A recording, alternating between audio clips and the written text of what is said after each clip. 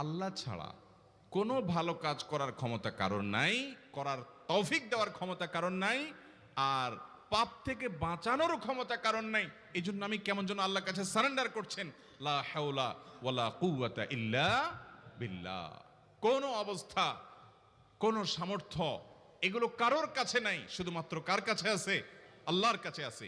এই অর্থ বুঝে আপনি লা হাওলা ওয়ালা কুওয়াতা ইল্লা বিল্লাহ বেশি বেশি পাঠ করবেন।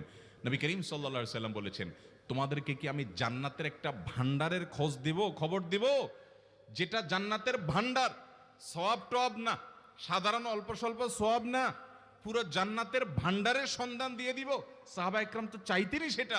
নবীজি সাল্লাল্লাহু আলাইহি সাল্লাম তখন বলেছেন যে লা হাওলা ওয়ালা কুওয়াতা ইল্লা বিল্লাহ, এটা হলো কানজুম মিন কুনুজিল জান্নাহ, জান্নাতের ভান্ডার সমূহের মধ্যে থেকে একটা বড় ভান্ডার হলো লা হাওলা ওয়ালা কুওয়াতা ইল্লা বিল্লাহ।